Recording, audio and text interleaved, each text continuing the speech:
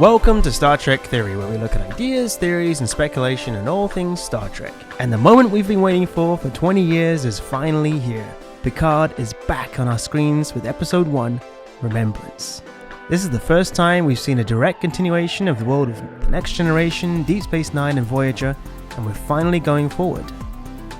And overall, I thought it was pretty good. I liked a lot of things, I didn't like a few, but overall it feels like a good direction and a different type of show to what we've seen before. It's much more personal and one man's journey. It's a modern story about a man who feels he's getting left behind by the world around him, which is something everybody can relate to. As we age, we feel the world we knew and we grew up in changes around us, especially as technology advances. And to Picard, the Federation has changed, his old enemy, the Romulans, are displaced, and the role of synthetics has taken on a new meaning in this time. Picard even says at one point, he's just been waiting to die. I haven't been living. I've been waiting to die.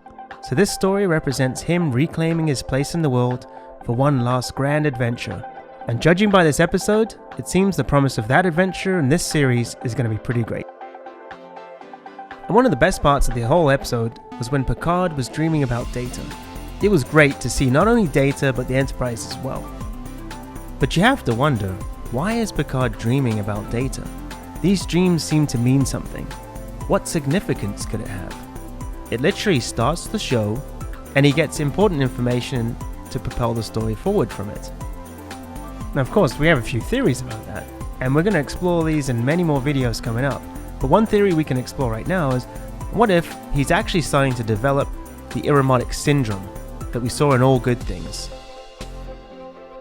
In that episode of The Next Generation, Picard was sent to an alternate future where he also worked on the vineyards, but was diagnosed with a rare brain condition called Aromatic Syndrome. I'm not an invalid. Irumodic Syndrome can take years to run its course. I know. The symptoms of this are seeing imaginary people or believing something that is happening when it's not. Sound familiar? So in that episode, he was trying to tell them he was out of time, but they just assumed that it was the onset of Irumodic Syndrome and it was getting worse. How long since his last neurological scan? I'm not sure. But I wouldn't try suggesting it. He says he's not taking any more damn tests. At the end of that episode, Dr. Crusher scanned Picard and found very early hints that could develop into Irumodic Syndrome. But I did find a small structural defect in the parietal lobe. But what if these dreams with Data are in fact the early stages of the Irumodic Syndrome? And he seems to be having them every night. And I think the key to it is those around him, the Romulan Caretakers, who seem to be overly concerned with Picard. And I got the vibe that they might know that he's showing signs of the syndrome. You know, sometimes you talk to me as if I were a benign old codger. Which could be why they were so concerned about his interview and the possibility that he might break down in front of the world. I am not nervous. The past is the past. Now. So if this is the Aromatic Syndrome, what could it mean? Because so far he doesn't seem to be seeing anyone except Data in his dreams. And perhaps the reason for that is because he feels such guilt over Data's death that he manifests it in his dreams. Data literally becomes Picard's conscience. He tells him the things which he himself needs to know, which are really coming from himself. The painting on the wall, for example, is something he sees every day. So was it actually just his subconscious mind giving him the clue in the form of the Aromatic Data dream? And another thing that hints at this potentially being Aromatic Syndrome, and coming from Picard's own mind, is the uniforms. Did you notice how Data is wearing different uniforms in each scene? The first dream is from the movie Nemesis, and the second he's wearing a uniform from The Next Generation.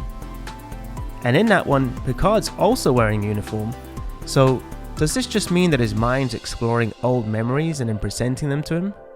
Will Picard start to lose his grip on reality the further the series progresses, and could this become a bigger part of the story? I feel like this could be quite a plausible story thread, but we'll have to wait and see as the series progresses. But overall, this was a great start to the series, and we're going to be exploring many other theories that come out of the first episode, so stay tuned for that. It's going to be fun to explore this. It feels like chapter 1 of a 10-chapter book. I think once we're going to be able to watch the series as a whole, it's going to take on even bigger meaning. But let me know what you think in the comments down below. Does Picard have Aromatic Syndrome, or could there be a more sinister explanation behind these dreams? I've got a few more theories on this, so we'll be exploring those soon.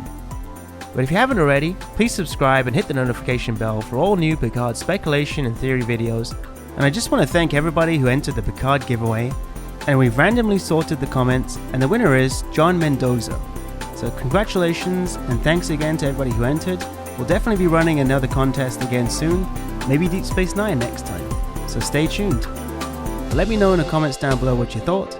And as always, thanks for watching, and Trek on.